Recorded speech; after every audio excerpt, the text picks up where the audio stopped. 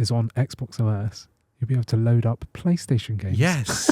Yes. With a DualSense controller. Yes. So if you're playing on Xbox OS with a DualSense controller, playing Spider-Man 2 or Final Fantasy 7. You can take it one step further. You're playing, you're using your PC Yeah. to play a PlayStation game. Yeah. I want 10 year ago Andy to have his head blown by this. Yeah. You're using your PC to play a current gen PlayStation game Yeah. with a DualSense controller Yeah. on Xbox operating Yeah, system. exactly. Yeah. What? Like, the future's wild. I really want to see Phil Spencer sat there with the DualSense when they like launch it. I think he will, just to troll it, just for the laughs. Like the hilarity of it. And that's why I think when you take a step back and go, it's crazy Xbox removing its exclusivity for all its games. You go, I don't know, I just think they got a glimpse at the future. They know what they're doing. Yes. Yeah, and actually, it's the smart play. But I think even Sony know that, and that's why this is started creeping into PlayStation PC. That's why I sold my PlayStation. Yeah. Because I had faith that actually, like, you've got to move with the times. Yes. Everything changes, you know, and I think Xbox have always been in a weird, like, they don't know who or what they are. Yeah, they lost their way. Like, I don't even know if they ever had it. Do you know what I mean? Like, they kind of thought they had it, but then lost it. Like 360, I think the original one was like exciting and new. Yes, yeah, it was. And it had Halo. Yes. And that was enough. Yeah, that was it. But Yeah, back done. then, that was enough. It was, yeah, back then, yeah. 360 came along and I was like, oh, I get it. They're like the budget offering. Yeah. They're like the cheaper version of PlayStation. Yeah. Same games available on most of it. And they've got cool games that you don't have on PlayStation. Mm-hmm. So you jump into it, they all set fire to themselves. I was going to say, and then they will break. Yeah. I've talked about that a lot. Mine set fire to itself a lot. And then the next one came out, which was the One, wasn't it? Yeah.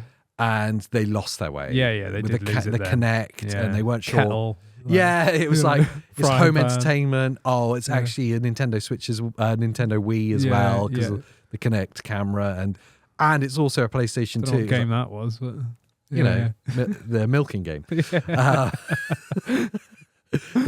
right there. They totally lost their way. Yeah. They want to focus on multiplayer games, but also they want to focus on being a DVD player. Yeah, it just was a bit of It everything. was, they were all over the place, and they didn't know what or who they should be. And since that point, they've been lost until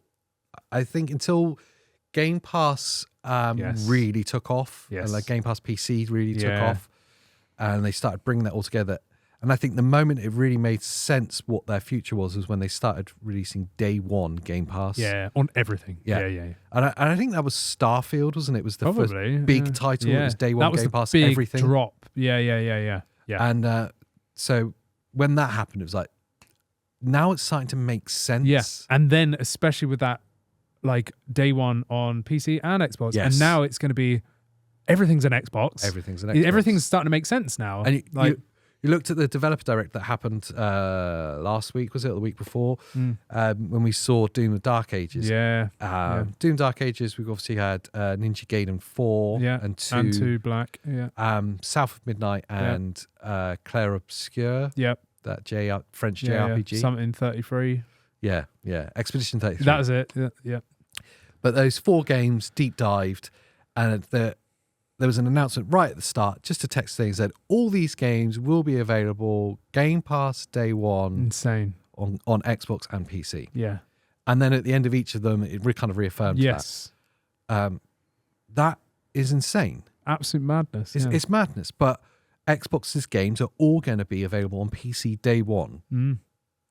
If you've got Game Pass. Yes, but if you want to pay full price, then good luck if you've got a PlayStation, because they're also coming to PlayStation. Yes, But yeah. you've got to pay full You've got to price. pay 70 quid. Or you can just have a subscription. Yeah. And you can pay 70 quid and play it on and then go back to the Final Fantasy 7 point. Yeah. Pay £70 and play it on your PlayStation and have a half-baked experience. Yeah, It'll still be fun. Yeah. Like I still had fun playing playing Rebirth, but it was half-baked. Or you can play it on PC. Yeah. And have an insane experience. Yeah. That's totally customizable. Oh, the fog's affecting performance. Guess what? Turn it off. Yeah, exactly. Yeah. Oh, having like high res textures on everything. I'll put it to dynamic. Yeah. Okay, cool. Yeah. Like- You can tailor it to your system Yeah. and get a better experience out of it. And each game will be slightly different. Absolutely. And I feel like Sony have kind of started getting a bit hot on their feet here and starting to try to follow suit in little ways, like bringing games to PC. Spider-Man 2. Spider-Man 2. And the gap's like getting shorter. Yes, that's a really interesting point when you bring up Spider-Man 2 and Rebirth, I suppose, as well. I think that was good, Andy. Do you think that was good? I thought that was amazing. Well, if you thought it was good, then click on the full video right here. Yeah. Because we think it's good. We do. You obviously do because you got to the end. Yes. Yeah, and like this one before you leave and watch the full show. Just do it.